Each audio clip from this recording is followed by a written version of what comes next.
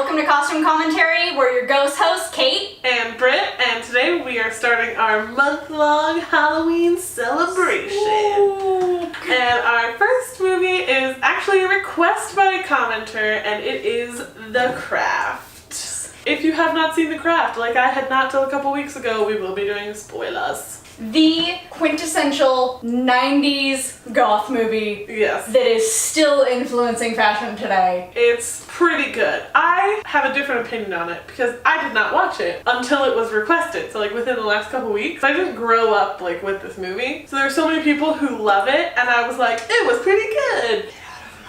I'm sorry! I grew up with the movie. I watched it, little tween Caitlin with fairies all in a room and all the bright colors, and then I was like, I want black everything. All of this Kate had in her house already except for this spooky fabric. Not as Halloween decorations. As house. Overall, I liked the costumes. I thought they were pretty good. There were some that were like amazing. There were none that I really didn't like. It's just that there were ones that I thought were like, okay.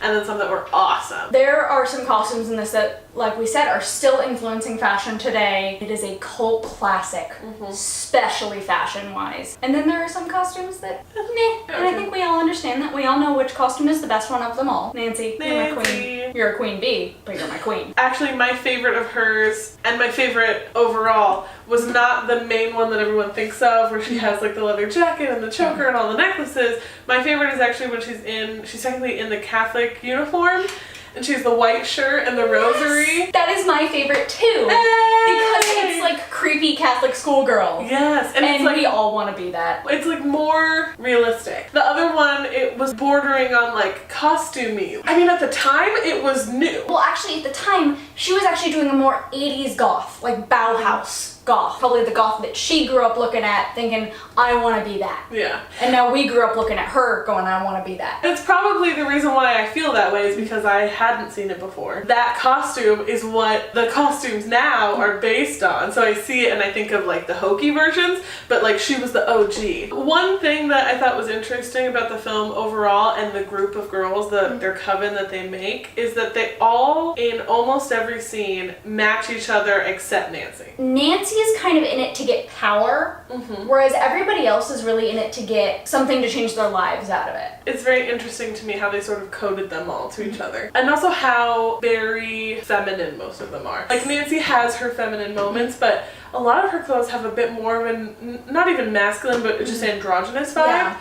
But one of the most iconic scenes to me when they're getting off the bus and he's like, be careful out there, you know, there's a bunch of weirdos, and she turns around and she's like, we are the weirdos, mister.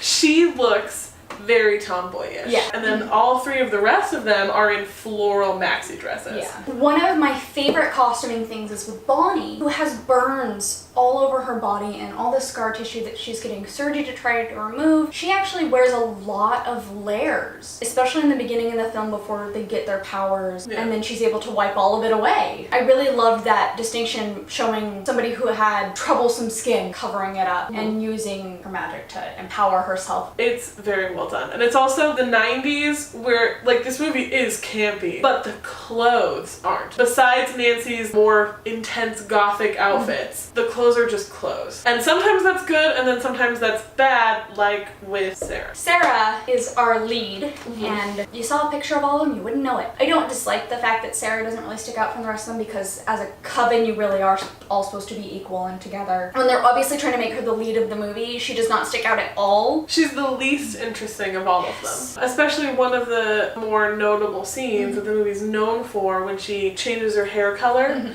that she's wearing like a sweater, not even a patterned sweater. As we already talked about, our favorite was Nancy in the gothed up Catholic schoolgirl outfit.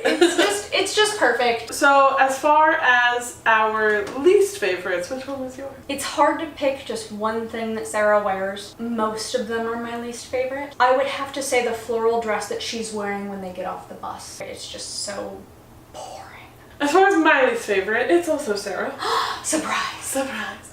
But it's actually the outfit she wears at the very, very, very end of the movie. It's horrifyingly ugly. They were trying to go in an opposite direction of Nancy, and she's in satin and pastels and this little fuzzy thing and these florals, and it is probably one of the most unflattering dresses I've ever seen. The actress who plays Sarah is not unattractive, but that outfit is literally horrendous. I don't know what they were thinking. But it's also a testament to being different, being cool, the fact that people love Nancy so much, even though she does all these bad things, and how much the style of Nancy has like endured. Movies that really show 90s fashion really well that have stuck forever. Clueless and The Craft. But overall, there's some amazing style moments. There's some like okay ones, but pretty good. See this movie. If you love horror movies at all, if you love thrillers, if you love movies about witchcraft. But also if you love movies with all-female casts. So if you like this video, or you like Halloween, or you like witches, make sure to leave us a like down below and let us know what movies, comic books, video games, conceivably anything with costumes that you would like us to review. And if it is a horror film, scary something, or just October themed, we might get it done for you by the end of the month. But let us know in the comments down below what you want to see next. And stay tuned this upcoming Wednesday for our review of the movie Silent Hill. Make sure to subscribe so you're notified as soon as that comes out. Thanks for watching!